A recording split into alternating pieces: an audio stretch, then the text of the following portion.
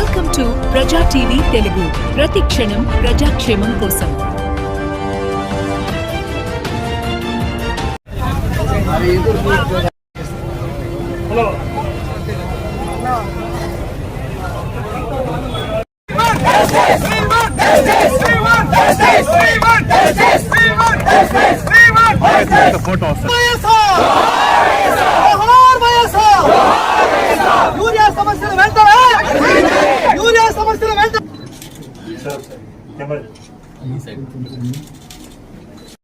మొసలి కన్నీరు కారుస్తోంది.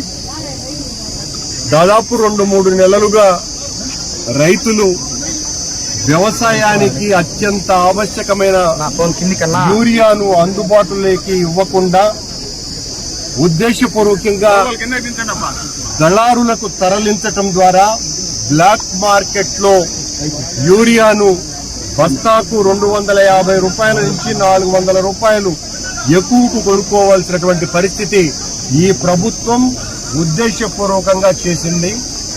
దళారులకు, ఆ దళారుల రూపంలో ఉన్న తెలుగుదేశం జనసేన పార్టీ నాయకులకు ఆ అదనపు ధనాన్ని కట్టబెట్టాలన్న ఆలోచనతోనే యూరియా పక్కకు మళ్లింది. దాదాపు 7 లక్షల టన్నుల నిల్వ ఉంచాల్సినటువంటి ప్రభుత్వం యూరియాను నిల్వ ఉంచకుండా పనిగట్టుకొని దాన్ని బ్లాక్ లోకి అమ్మేటువంటి పరిస్థితి తెచ్చింది. చివరకు రైతులు యూరియాను అవసరానికి మించి ఎక్కువ వాడుతున్నారు అని కలెక్టర్ల చేతనే మీరు ఇంత అవసరం లేదు, యూరియా వాడాల్సినటువంటి పని లేదు, అవసరానికంటే మించి మీరు 40-50 బస్తాలకు పైన వాడుతున్నారు, వాడద్దండి అని వాళ్ల చేత ప్రచారం చేయిస్తున్నది. రైతులు ఎలా పండించుకోవాలన్నది తరతరాలుగా వాళ్ల పంట, ఆ పొలం సామర్థ్యం, పంట వేసినటువంటి తీరు, దీని మీద ఆధారపడి వ్యవసాయం చేస్తారు. కలెక్టర్లు కాదు దాన్ని నిర్దేశించాల్సినటువంటి వ్యక్తులు.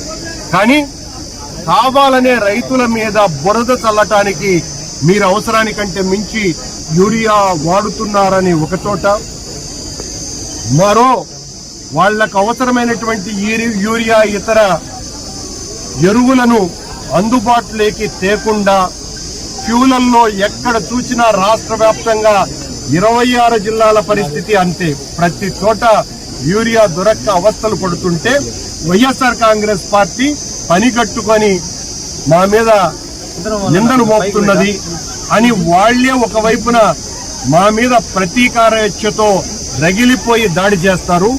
మళ్లీ ఆయన ముఖ్యమంత్రి గారే సమీక్షలు చేసి రైతులకు అందుబాటులో ఉంచండి, యూరియా ఎంతైనా కూడా తెప్పిద్దాం అని యూరియా యొక్క అవసరాన్ని, ఆ కొరతను కూడా ముఖ్యమంత్రి గారు అన్యాపదేశంగా మాట్లాడుతూనే ఉంటారు.